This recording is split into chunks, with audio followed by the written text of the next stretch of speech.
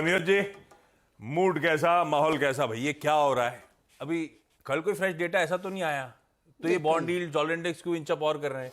Powell साहब की speech तो इससे पहले जब स्पीच दी थी तो कुछ बोले ही नहीं थे, आपको याद होगा वो कहीं पे वो किसी कुछ ऐसा कुछ क्यों ही नहीं दिया था उन्होंने। खैर, तो स्पीच से पहले की नर्वसनेस क्या हो रहा है? कल एक दो लोगों ने ऐसा अपना ज्ञान दिया कि अभी बहुत जल्दी है बात कहना कि बढ़ाएं कि नहीं बढ़ाएं, सब लोग देखें। अभी क्या गोलमोल बातें कर रहे हैं सारे लोग।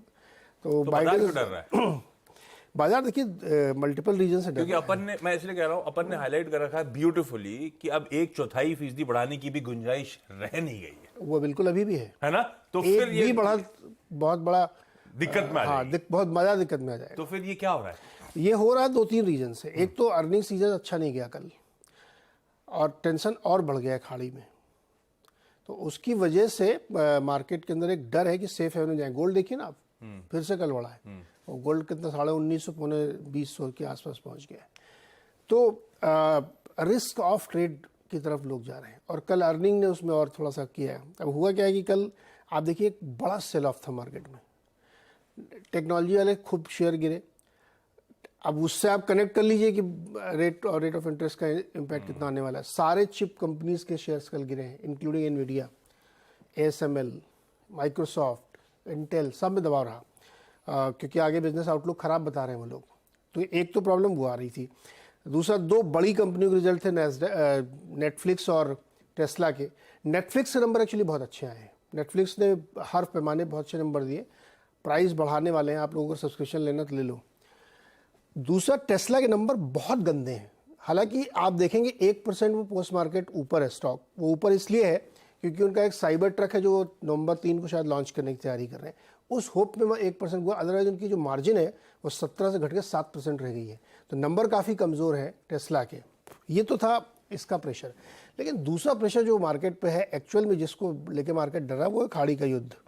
खाड़ी का युद्ध बहुत स्ट्रेसफुल हो गया है। कल आपको याद होगा बाइडेन आए थे और इजराइल से ही लौट गए। उनकी मुलाकात जॉर्डन से हो नहीं पाई, जॉर्डन में जाना था उनको, और वो मिल मिला के वहाँ से चले गए।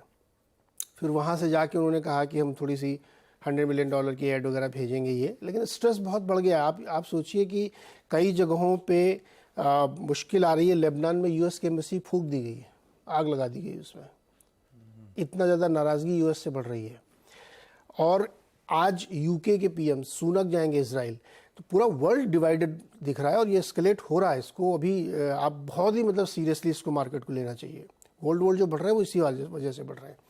क्रूड, अब मजे की बात है, क्रूड क्यों नहीं बढ़ा कल? अगर इतना ही तनाव था, क्रूड इसलिए नहीं बढ़ा कि वेनेजुएला में थोड़ा सा टाई अप किया, सैंक्शन ईज किए US ने, इसलिए क्रूड थोड़ा सा नीचे आ गया। लेकिन क्रूड भी नीचे आने की संभावना नहीं। मुझे लगता है कि ये 2-3 बड़े सॉलिड रीजन है जो मार्केट को दबाव में ला रहे हैं और मुश्किलें आगे बढ़ती हुई जाएगी। अब रिजल्ट सीजन भी नहीं अच्छा है, खाड़ी का तनाव भी बहुत बढ़ रहा है, और अगर एक रेट हाइक इन्होंने ले ली नवंबर में तो मार्केट में फिर बहुत मुश्किल हो जाएगी। इसलिए बहुत सावधान रहने की ज़रूरत है। जो लोग अभी भी इस गुमान में, घमंड में या कन्फ्यूज़न में या गलतफहमी में है कि केवल एक लिक्विडिटी के दम पे मार्केट चलेगा, उनको बहुत सावधान होने की ज़रूरत है। तो वो दिक्कतें दिख भी रही हैं। ठीक है भैया, ये सब इश्यूज बढ़ते ही चले जा रहे हैं। बॉन्ड यील्ड्स, डॉलर इंडेक्स अपनी जगह इंच अप कर रहा है।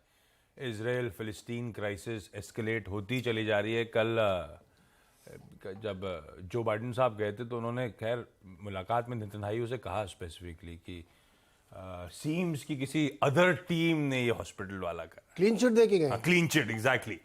आप कैसे क्लीन चिट दे सकते बिना जांच के? लेकिन उन्होंने दे दी। साइडिंग हो रही है, ये इंटरेस्टिंग हो रहा है। जरा वॉच आउट करेंगे इस इन डेवलपमेंट्स को। खैर, आज शाम को इंपॉर्टेंट है पॉवेल साहब, क्योंकि पॉवेल साहब की स्पीच ही इकोनॉमिक आउटलुक पर है, इसीलिए तवज्जो बाजार दे रहा है कि कुछ ना कुछ इंटरेस्टिंग होगा। दो चीजें, क्या अभी भी 2023 के एंड तक एक हाइक के फेवर में ही पॉवेल साहब साउंड करते हैं?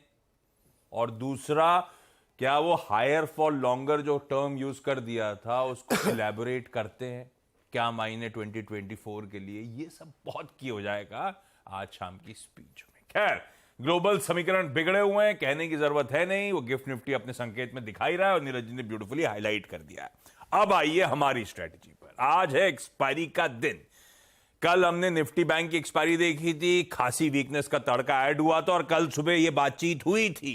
निफ्टी बैंक के ऑप्शन डेटा में दिक्कत है, लेवल्स ब्रीच होते हैं तो शॉर्ट काम करेगा और वही निफ्टी बैंक कल दबाव में गहराते ही चला गया। वीरू